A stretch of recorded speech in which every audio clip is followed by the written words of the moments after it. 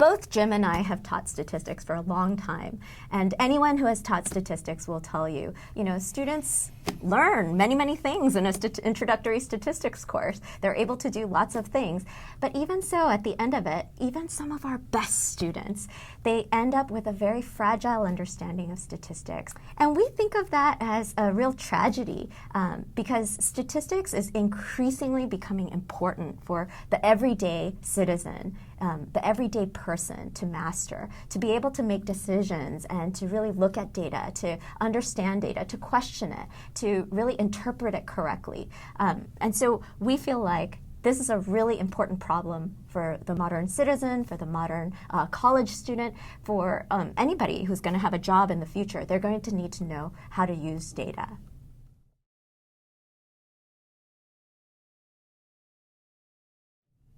So first of all, it's important to know that we're learning scientists, researchers. So we've spent our careers trying to do basic research on how people teach and learn and hoping that that will get its way into the classroom and improve education.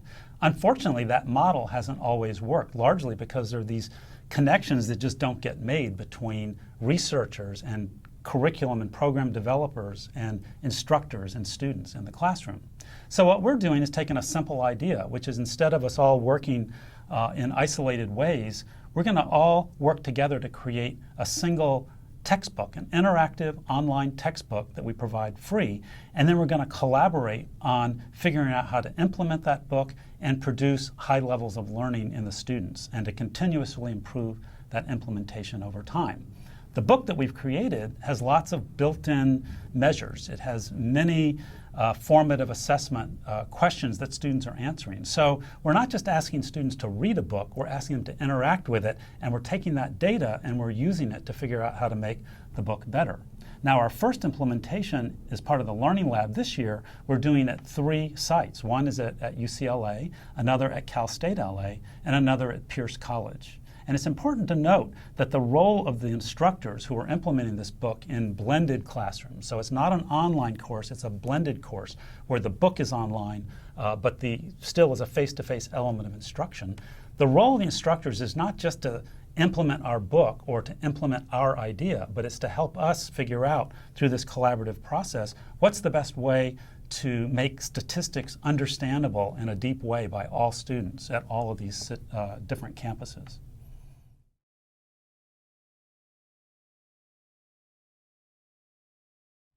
So there are 2 things that differentiates our approach from others. The first is that because we're learning scientists and we care very much about education, we focus a lot on learning. And for us, learning really means understanding in a way that transfers to lots of different situations. Learning that's very robust, not fragile. And we focus much more on learning than completion, because by the time they get to college, all the high school students have passed their high school requirements, but all those high school requirements have not left them with a knowledge that is robust and useful. And so what we want them to do is really have an experience of learning math that translates into robust, transferable knowledge. The second thing that differentiates our approach is that we assume that we won't get it right the first time around. In fact, anybody who's ever taught statistics knows that you learn so much from doing it the first time, right? And what we want to do is take those insights that instructors always have when they teach a class. They always figure out what doesn't work. They always figure out, oh, I might try to do this, I might try to do that. What we want to do is take those insights that instructors have and build it back into these freely available online learning resources in a way that's driven by data, real data on student learning, not just our intuitions of, oh, I think this might help. And so in that way, we build in all their hard work in a recursive way. It feeds back into our system. And so every time a statistics class gets taught, we could learn from it and make the book a little bit better.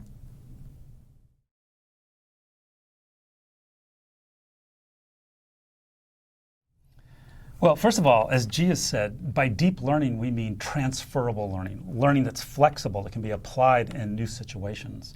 And we have a particular hypothesis that's guiding our work right now. We call it the practicing connections hypothesis. And I think the easiest way to explain it is to talk about what it's not. So currently, when we teach statistics, we teach many, many bits, little things like mean, standard deviation, ANOVA, regression, R, P, chi-square, and 100 different things that we teach. And the students at the end have some sort of a knowledge of what they all are, but it's very fragile, and what they don't get is what ties it all together. What makes the field coherent? Now, we know from studies of expertise in lots of different domains that one thing that characterizes expert knowledge is that an expert can look at the domain and see it in terms of its core underlying structure. What are the core ideas? So what we're doing in statistics is we're trying to take the core concepts of statistics, and instead of just teaching the bits, is have the students practice constructing the connections that make the whole field coherent over time. So what are these connections? First of all, connections between just core concepts that can be applied across the whole domain. And one of the things, ideas that we use in our course very heavily is the concept of a statistical model, which also is nice because it builds a bridge between introductory statistics and the more advanced statistics and data science that they may see later on. But the other thing we stress is connections with core representations that are used in the domain. So in statistics, we stress computational models and the use of R and coding. And this turns out to be something that the students actually end up fearing a lot in the beginning, but really liking by the end. And then the other thing is, of course, practicing transferring that knowledge to different situations. Instead of just teaching the course and hope that it transfers, we want to have them continuously practice transferring what they're learning every day as they're going through this course to new situations, which is what's going to lead them to have flexible, accessible, usable knowledge.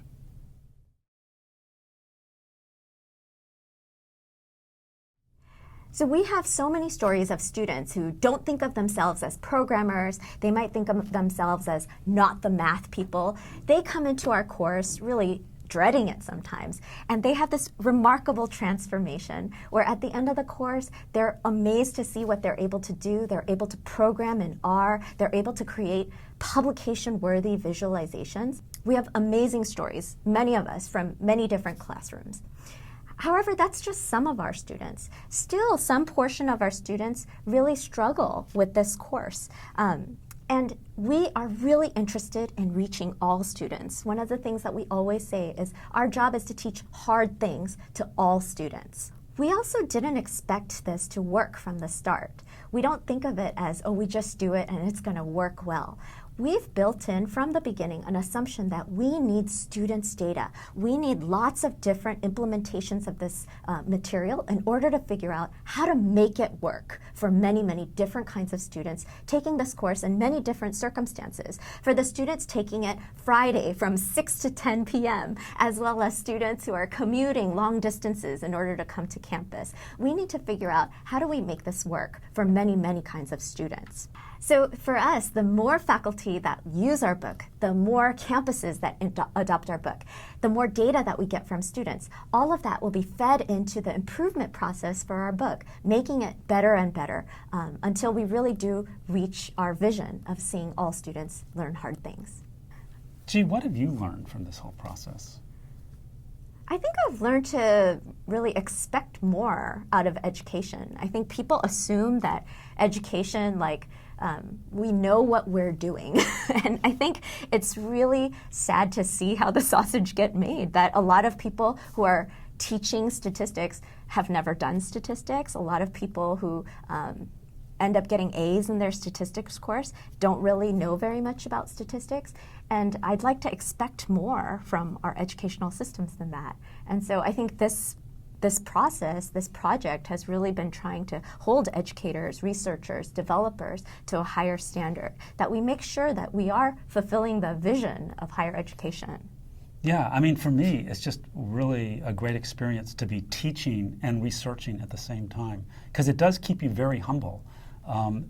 Even though we have all these success stories, we also every day find students who aren't understanding, and it just drives us crazy. And I know we both stay up late and text each other and worry about them, and I think that's great. And the other thing that I've learned a lot from this project is about statistics. Because in trying to figure out what we want students to learn and what's really important, we have to understand statistics in a deeper way than I was ever taught in graduate school, for example, or even through my own work. I used to use, the standard cookbook approach, and I think a lot more deeply now. And I do also have the belief that our students can think that deeply, but we have to give them the time to do so. Learning takes time, especially something hard.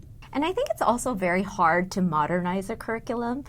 Many people who teach statistics, they're still having students calculate standard deviation by hand, and ask anyone who has, even a high school principal who has to do that. They're not doing that by hand, certainly. But how do we bring modern, cutting-edge approaches to education? How do we make it a system that really works for not only students, but also the instructors?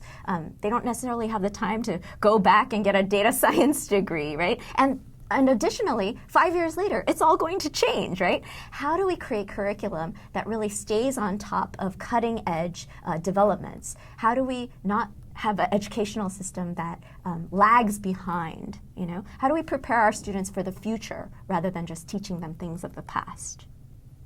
I'm really excited about this project. Me too.